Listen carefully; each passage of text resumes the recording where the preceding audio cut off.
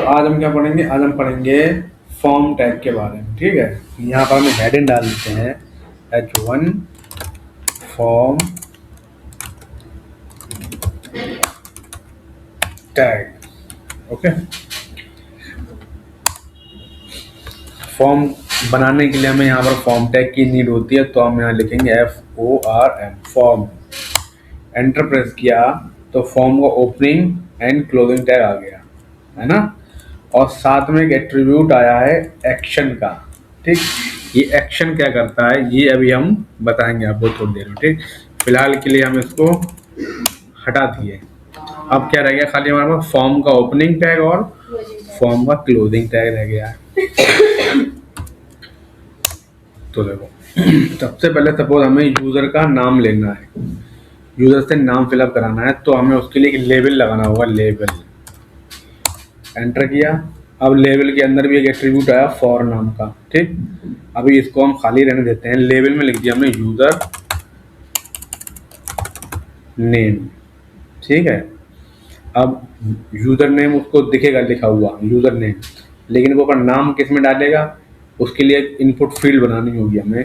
तो इस user name के लिए हमें एक फील्ड बनानी होगी जिसका हमें लेना पड़ेगा एक इनपुट फील्ड INPUT। जैसे हमने इनपुट लिखा, इसमें एक टाइप आया है टेक्स्ट के, यानी कि जो हम नेम लिखेंगे वो टेक्स्ट में होगा। ठीक, सेव कर दिया हमने। सेव करने के बाद हमने इसको कर दिया गो लाइव।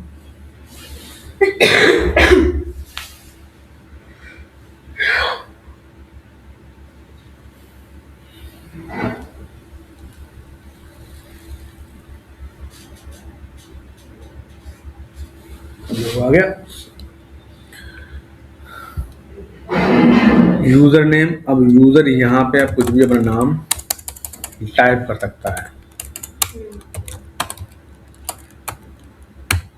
हो जाएगा। हाँ ठीक, ये यूजर नेम का ये लेबल हो गया, मतलब उसमें पता लग रहा है कि हाँ यहाँ पर हमें यूजर नेम डालना है। ठीक, अब यहाँ पर हमने इनपुट फील्ड बुलाई, यहाँ पर यूजर अपना नाम डाल के फॉर्म सबमिट कर सकता है। ठीक है, चलो ये तो बात हो गई टाइप की। हमने टेक्स्ट डाला क्योंकि हम यहाँ पर टेक्स्ट ही तो लिख रहे हैं, है ना। अब एक यहाँ पर एट्रीब्यूट होता है जिसका नाम होता है प्लेस होल्डर। यहाँ पे लिखेंगे प्लेस, कैप्स लॉक बंद किया, प्लेस होल्डर। ठीक, प्लेस होल्डर में हम लिख देंगे एंटर योर नेम। तो ये हमें कहाँ दिखेगा? ये जो हमने इनपुट की फील्ड बनाई है उसी में ये प्ले एंटर योर नेम लिखा दिखाई देगा एज ए हिंट। जैसे उसमें पता लगता है कि यहाँ पर हमें अपना नाम डालना है। तो यहाँ पे आ जाओ तो ये दिख रहा है एंटर योर नेम लिख के आ गया। फॉर्म में ऐसे ही बना होता है। अब जब आप इस पर लिखोगे तो ये ऑटोमेटिक हट जाएगा। हट गया ना। तो ये होता है प्लेस होल्डर का काम। ठीक है, अब हमने यूजर नेम हमारा हो गया। अब दूसरा हम लेंगे एक BR टैग लगा दें यहाँ पर न्यू लाइन में। अब एक और लेवल लेंगे, इसमें हम लेंगे यूजर की ईमेल। ठीक है, लेवल यहाँ लिख दिया हमने यूजर ईमेल। ठीक, अब ईमेल आ गया। अब हमें ईमेल के लिए क्या चाहिए होगी? इनपुट फील्ड चाहिए होगी, है ना। तो यहाँ पर इनपुट टाइप, अगर आप यहाँ पर टाइप टेक्स्ट लिख दोगे तो ईमेल जब हम लिखते हैं तो ईमेल में @gmail.com होता है। अगर आप यहाँ पर टेक्स्ट लिख दोगे तो अगर किसी यूजर ने @gmail.com नहीं लिखा, डायरेक्ट कुछ भी उल्टा सीधा लिख दिया, फॉर्म आपका सबमिट हो जाएगा। लेकिन अगर आपको चाहिए उस इस फील्ड में ईमेल ही आए तो आप इसका टाइप ईमेल कर दो इस तरह से। और अगर टेक्स्ट रखोगे तो क्या होता है अभी हम आपको दिखाते हैं। यहाँ पर प्लेस होल्डर लगा दिया, एंटर योर नेम, सेव किया हमने।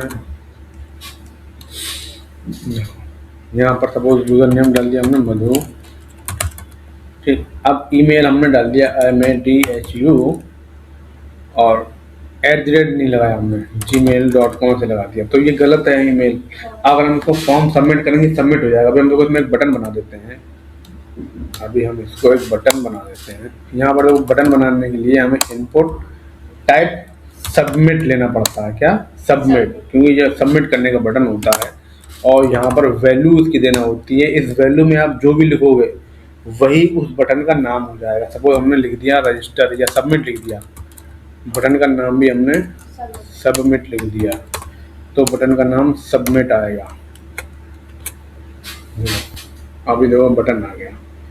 अभी देखो क्या होगा, हमने लिखा MADHU, ठीक है, और यहाँ लिखा MADHU@gmail.com,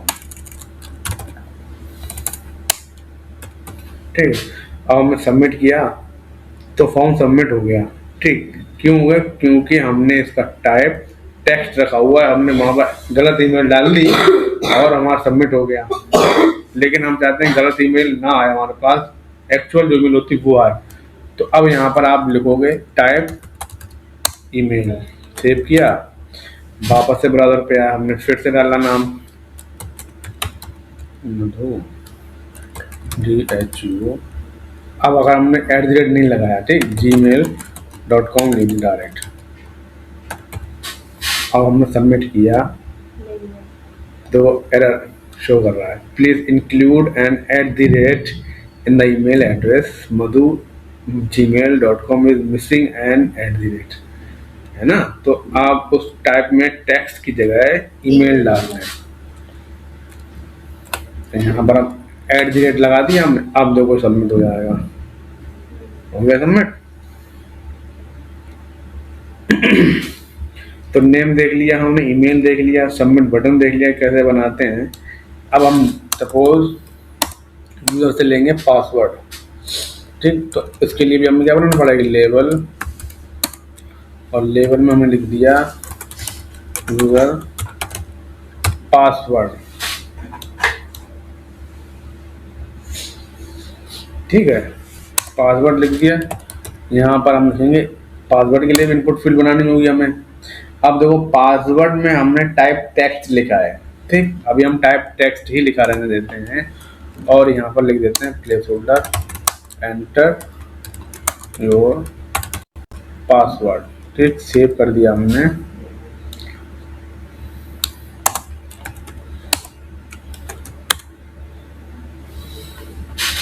देखो अब अभी हम इसमें पासवर्ड अगर डालेंगे, कुछ भी पासवर्ड डाला तो ये पासवर्ड अभी दिखाई दे रहा है।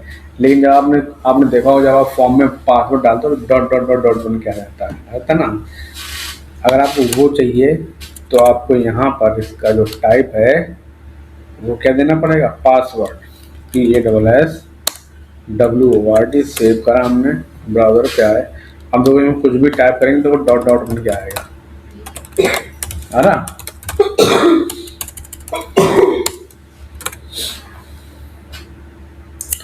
पासवर्ड हो गया। अब जेंडर सेलेक्ट करने के ऑप्शन आते हैं, मेल हो या फीमेल, है ना। उसको बोलते हैं रेडियो बटन, क्योंकि वो राउंड होता है ना, रेडियो बटन गोल हुआ करते थे, तो इसका नाम रेडियो, उसी रेडियो के नाम से पड़ गया, रेडियो बटन, ठीक है। तो हम उसको किस तरह से बनाएंगे, यहाँ पर हम लिखेंगे लेबल और यहाँ लिख देते हैं हम सिलेक्ट योर जेंडर, ठीक। एक इनपुट फील्ड बनाई हमने, इसका टाइप रखना होगा आपको रेडियो, ठीक। रेडियो टाइप हो तभी वो राउंड सर्कल में आएगा, ठीक। और यहाँ पे आपको नेम देना कंपलसरी है। नेम में आप कुछ भी डाल सकते हो, ठीक। मैंने लिख दिया जेंडर, आप कुछ भी लिख सकते हो, ठीक है। और ये हमने बनाया है मेल के लिए, ठीक। तो यहाँ पर वैल्यू दे देंगे मेल और यहाँ बाहर लिख देंगे हम मेल, तो मेल आपको लिखा दिखाई देगा, ठीक है। नेक्स्ट लाइन पे आए, अब हम एक फीमेल के लिए बनाते हैं, ठीक। Input type radio name. अब देखो जो रेडियो बटन है ना, रेडियो, इन दोनों के जो नेम सेम होना चाहिए। ऊपर हमने नेम जेंडर लिखा है तो इसका भी नाम जेंडर ही होना चाहिए। ऐसा क्यों, अभी हम आपको बताएंगे कि जेंडर ही क्यों होना चाहिए, ठीक है। दोनों नाम सेम ही क्यों होना चाहिए। जेंडर मतलब आप तो कुछ भी लिख सकते हो, लेकिन जो ऊपर लिखोगे वो नीचे लिखोगे, सेम होना चाहिए। ठीक, इसकी हमने वैल्यू दे दी, यहाँ पर लिखी हमने फीमेल और यहाँ लिखी FEMALE, सेव किया। अब इसको हम न्यू लाइन में करते हैं।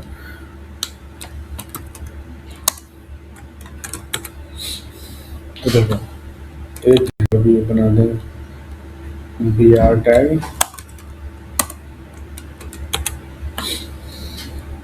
जी आ गया। सिलेक्ट करने का ऑप्शन, या तो आप इन दोनों में से कोई एक ही सिलेक्ट कर सकते हो, मेल या फीमेल। मेल पे सिलेक्ट है, फीमेल पे करो तो मेल वाला हट जाएगा, फीमेल पे आ जाएगा, फीमेल वाला हट जाएगा, मेल पे आ जाएगा। ठीक, अब हमने बोला था उसके नेम सेम क्यों रखना है, उसकी वजह ये है, सपोज अगर आपने ये जो नेम लिखा है जेंडर, ये आपने डिफरेंट कर दिया, मान लो हमने ऊपर वाला डिफरेंट हो गया, नीचे वाला डिफरेंट हो गया, ठीक, हमने स्पेलिंग अलग अलग कर दी। अब अगर आप उसको सिलेक्ट करोगे, मेल सिलेक्ट किया, हम चाहते नहीं फीमेल करना चाहते हैं, फीमेल पे गया तो देखो दोनों सिलेक्ट हो गए, है ना, दोनों हो रहे हैं ना सिलेक्ट। तो ये प्रॉब्लम है अगर आप नेम अलग अलग रखोगे। आपको नेम सेम रखना है, जब नेम सेम रखोगे तभी दोनों में से कोई एक वैल्यू सिलेक्ट हो गई डेटाबेस में जाएगी। ठीक है, तो हमने इसको सेव कर दिया। अब कोई एक ही सिलेक्ट होगा, ठीक है ना। जेंडर हो गया। अब बात आती है टेक्स्ट एरिया की। एक बॉक्स ऐसा होता है फॉर्म में, बड़ा सा एक बॉक्स बना दिया जाता है जिसमें कोई इंक्वायरी अगर आपको भेजना है, किसी को कोई प्रॉब्लम है, उसमें बहुत सारा टेक्स्ट लिख के भेज सकता है। जैसे शिकायत की करना होती है ना, तो बहुत सारा टेक्स्ट फॉर्म में फिलअप करके सेव करके या कहीं भेजना होता है ओनर को या कंपनी को, तो भेज सकता है। उसके लिए एक टैग होता है टेक्स्ट एरिया, यानी टेक्स्ट एरिया, टेक्स्ट के लिए एरिया। आप यहाँ पे बहुत सारा टेक्स्ट लिख सकते हो। तो यहाँ पर हमने एक लेबल लगाया,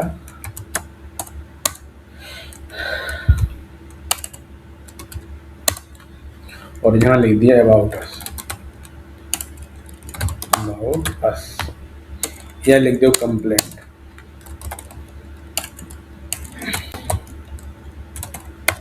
ठीक है, अबाउट अस ही लिखते हैं, ज़्यादा कॉमन सेंस बनना है अस। ठीक, इसके लिए हम बनाएंगे टेक्स्ट एरिया। देखो आ रहा टेक्स्ट एरिया। फिर अभी हमें इस नेम की रिक्वायरमेंट नहीं है, इस आईडी की भी रिक्वायरमेंट नहीं है, तो सेव किया हमने। अब ये टेक्स्ट एरिया पूछता है आपको कितना बड़ा टेक्स्ट एरिया चाहिए। सपोज हमने क्या, ये हमें चाहिए रो जिसमें 5 रो हों और कॉल्स 10 कॉलम हों। सेव किया हमने, यहाँ पे आया रो टेक्स्ट एरिया उठ के आ गया। ठीक, यहाँ पे आप कुछ भी लिख सकते हो। 5 रो और 10 कॉलम का मतलब हमने दिया कि इतना एरिया ये लेगा बाय डिफॉल्ट, लेकिन आप लिख कितना भी सकते हो। ठीक, लिख कितना भी सकते हो, जो बन के आएगा देखेगा 5 रो और 10 से। लेकिन आप इसको यहाँ से मैनुअली कम ज़्यादा कर सकते हो, उसमें कोई दिक्कत नहीं। ऐसे समझ गए, लिख कितना भी सकते हो, उसमें कोई लिमिटेशन नहीं है। ठीक, इसको हम BR टाइप न्यू लाइन कर दें, इसको भी BR टाइप बना दें, सेव कर दें, यहाँ पे आओ, इस तरह से आ गया। ठीक, यहाँ आप कुछ भी लिख के सबमिट कर सकते हो। ठीक, ये हो गया हमारा टेक्स्ट एरिया। टेक्स्ट एरिया हो गया। अब आता है सिलेक्ट करने का ऑप्शन। आप देखा होगा बटन पे क्लिक करते हैं, ड्रॉप डाउन लिस्ट आती है, क्लिक करते हैं लिस्ट आ जाती है, उसमें कोई भी एक ऑप्शन चूज करने के लिए होता है ना। तो वो किस तरह से आप बना सकते हो, वो होता है सिलेक्ट टैग। तो उसके लिए भी हम एक लेबल लगाते हैं। यहाँ पे लिख दिया सिलेक्ट योर कंट्री। ठीक है, और यहाँ पे लिख दिया हमने सिलेक्ट।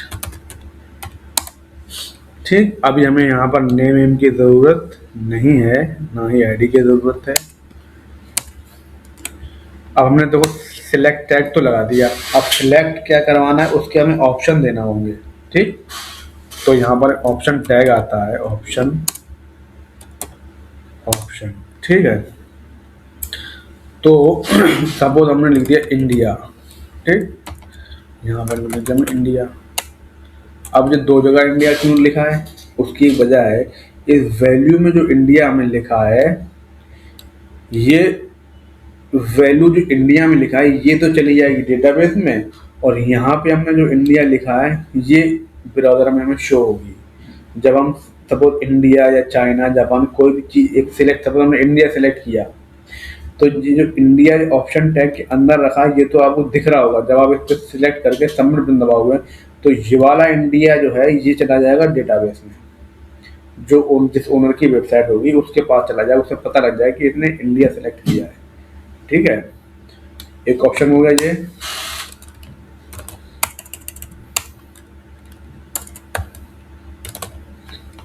और एक और ऑप्शन बनाया, सपोज हमने लिखा जापान, और यहाँ पे लिखा हमने जापान।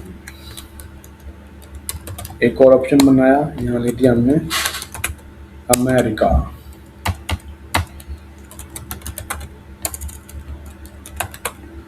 यहाँ भी लिख दिया अमेरिका। ठीक है, एक और ऑप्शन बना दिया, यहाँ हमने लिख दिया चाइना, चाइना। ठीक, एक और ऑप्शन बनाया हमने, और यहाँ हमने लिख दिया सपोज क्या क्या लिखना है, टर्की, TURKEY, TURKEY। ठीक, ये हमने 5 ऑप्शंस बना दिए। ठीक, सेव किया, ब्राउज़र पे गए तो देखो आपको सिलेक्ट और कंट्री का ऑप्शन आ गया। हम जैसे ही हम इस पर क्लिक करेंगे तो देखो ये लिस्ट आ गई। अमेरिका करोगे तो अमेरिका सिलेक्ट हो जाएगा, चाइना करोगे चाइना सिलेक्ट हो जाएगा, टर्की करोगे टर्की सिलेक्ट हो जाएगा। सबमिट करोगे तो कौन सी वैल्यू चली जाएगी डेटाबेस में, ये टर्की जो यहाँ लिखा हुआ है ये वैल्यू चली जाएगी डेटाबेस में। ठीक है, तो इस तरह से हम बनाते हैं ड्रॉप डाउन लिस्ट। क्लियर, आपने देखा होगा अक्सर इस तरह से दिखाई। अभी देखो इसमें बाय डिफॉल्ट इंडिया सेलेक्ट आ रहा है, आपने देखो फॉर्म में कुछ इस तरह से बना होता है। ऑप्शन यहाँ पे गए,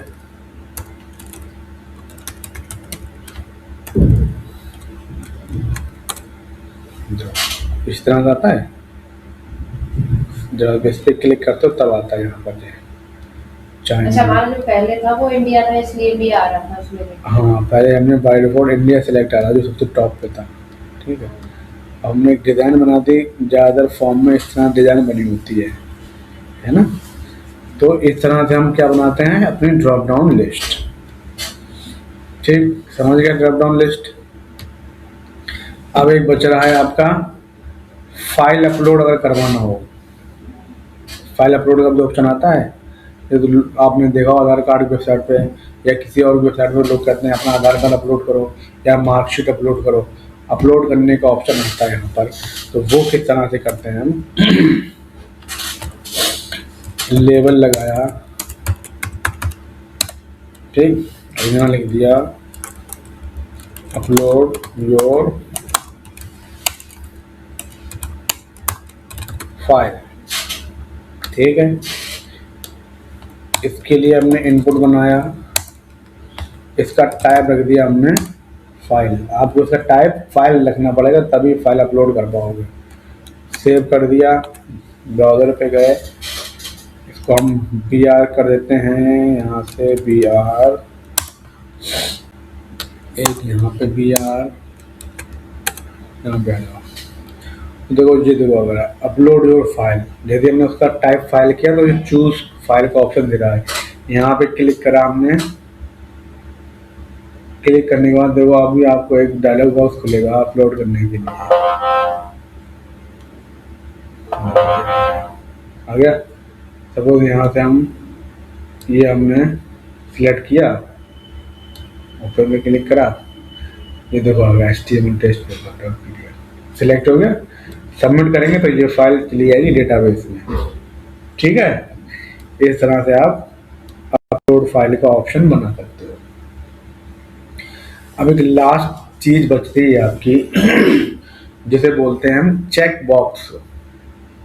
जब आपने VS कोड इंस्टॉल किया था, स्टार्टिंग में एक ऑप्शन आया होगा, आई एक्सेप्ट लाइसेंस बुक आया, तो उस पर आपने चेक किया था, उसके बाद आगे नेक्स्ट किया था, तो वो ही होता है चेक बॉक्स। कैसे बनता है, यहाँ पे लिखा हमने लेबल, यहाँ पे लिखिए आई एक्सेप्ट ऑल कंडीशन। ठीक, अब उसके लिए हमें चेक बॉक्स बनाना पड़ेगा। इनपुट टाइप में लिखना होगा चेक बॉक्स, सेव करोगे और यहाँ पर हम एक न्यू लाइन दे देते हैं, जो यहाँ पर अभी यहाँ लाइन तो है, यहाँ दे देते हैं न्यू लाइन, ताकि हमारा बटन न्यू लाइन में चला जाए। ये देखो, आई एक्सेप्ट ऑल कंडीशन, यहाँ पे क्लिक करोगे चेक बॉक्स लग जाएगा, लग गया। अब देखो, आई एक्सेप्ट ऑल कंडीशन इधर आ रहा है, चेक बॉक्स इधर आ रहा है, लेकिन आपने जब VS कोड इंस्टॉल किया तब ये चेक बॉक्स इधर था, ये इधर था। तो उसके लिए क्या करना होगा, ये चीज जो आ रही है ये पहले आ रही ना, क्योंकि हम इसको पहले लिखा है, चेक बॉक्स बाद में बनाया, तो हम इसको नीचे कर देंगे, उसको ऊपर कर देंगे, इसको हम कर देंगे यहाँ पे, समझ गए। अब चेक बॉक्स पहले होगा और वो बाद में होगा, आ गया। ठीक, अब रह रहा है एक बटन और होता है, जैसे एक जो हमने बटन बनाया इनपुट टाइप सबमिट लिखा है, ऐसे एक बटन होता है जिसका टाइप होता है रीसेट। वो क्या करता है, आप फॉर्म फिलअप करोगे, जो भी आपने फॉर्म पे फील्ड फिलअप किए हैं उन सबको रीसेट करने के लिए होता है। हमने यहाँ पे लिखा इनपुट, इसका टाइप लिखते हैं हम रीसेट, रीसेट, और वैल्यू में हम जो भी लिखेंगे वही बटन का नाम हो जाएगा। हमने लिखा रीसेट ऑल, सेव किया, यहाँ पे गए, जो एक रीसेट ऑल का बटन आ गया। ये क्या काम करता है, सपोज यहाँ पर हम लिखा मधु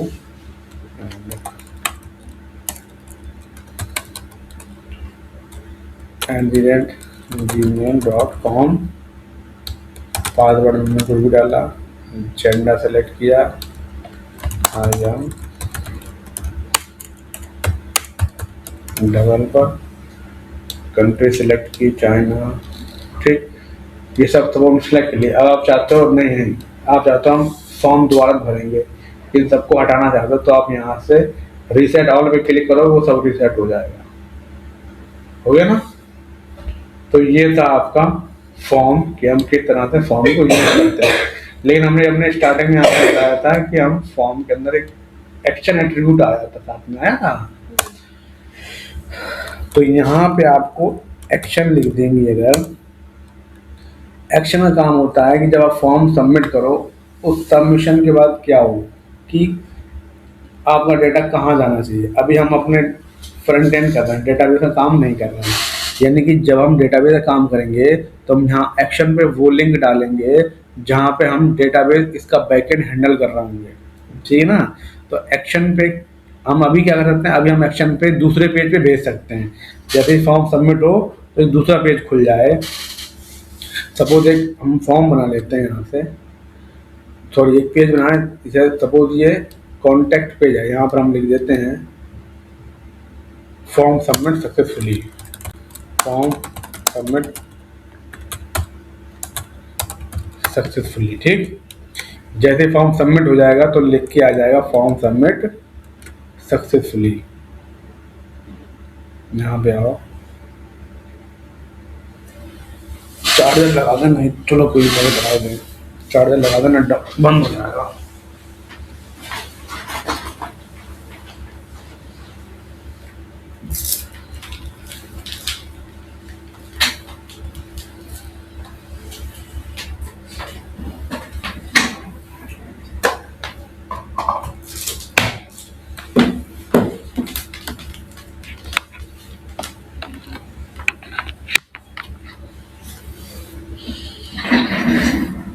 तो हम एक्सेस में क्या करेंगे, अपने इस contact.html का पाथ दे देंगे, contact.html। ठीक, जैसे ही फॉर्म सबमिट होगा तो हम कहाँ चले जाएंगे, contact.html के ऊपर। सेव किया, ब्राउजर पे गए, यहाँ हमने लिखा मधु @gmail.com, पासवर्ड लिखा, जेंडर लिखा, यहाँ पर कुछ भी लिख दिया, सिलेक्ट किया अमेरिका, फाइल चूज की, सपोज हमने चूज किया ये, यहाँ पे गए, एक्सेप्ट किया। जैसे ही हमने सबमिट किया तो हम लोग कहाँ गए, फॉर्म सबमिट सक्सेसफुली। समझ में एक्शन का काम क्या होता है, एक्शन एट्रीब्यूट का क्या काम होता है। जब हम फॉर्म सबमिट करेंगे तो हमें सबमिट बटन पर क्लिक करने पर कहाँ जाना है, क्या एक्शन परफॉर्म करना है डेटाबेस में डेटा भेजने के लिए।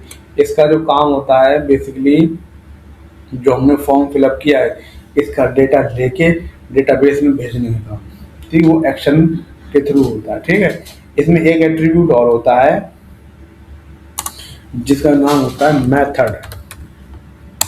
मेथड के अंदर दो वैल्यूज होती है, एक होती है गेट, एक होती है पोस्ट। तो जो गेट होती है ना वो होती है अनसिक्योर, और पोस्ट होती है वो होती है सिक्योर। तो पोस्ट जब वर्क करेगी जब हम इसमें डेटाबेस का काम करेंगे। अभी हम आपको दिखा सकते हैं गेट का काम। गेट, यहाँ पर आपने वैल्यू गेट सेलेक्ट की, गेट होती है अनसिक्योर। अनसिक्योर कैसे होती है, जब हम फॉर्म सबमिट करते हैं तो हमारा सारा का सारा फॉर्म का डेटा जो होता है वो URL पे शो हो जाता है। जो URL है ना यहाँ पे शो हो जाता है। तो कैसे शो होता है दिखाते हैं हम आपको। अब URL पे शो जब होगा आपको यहाँ पर सभी इनपुट फील्ड में नेम एट्रीब्यूट देना होगा। यहाँ पे नेम लिखा और नेम में लिख दिया हमने क्या, नेम या यूजर नेम, यूजर नेम। ठीक, ऐसे ही हमने ईमेल का दिया, हमने नेम यूजर ईमेल। ठीक, जैसे अभी हमने सिर्फ नेम का दे दिया, ईमेल का दे दिया, बाकी सारे इनपुट फील्ड में आप खुद से दे सकते हो। ठीक, अभी हम इन्हीं दो के थ्रू आपको एक्सपेरिमेंट करके दिखाते हैं। ब्राउज़र पे आए, नेम में लिख दिया हमने, कहाँ, इसमें तो नहीं आ रहा। ठीक है, और यहाँ लिखा हमने @MNTHU@gmail.com। पासवर्ड हमने लिखा तो नहीं, जेंडर, सिलेक्ट किया अमेरिका, फाइल चूज की,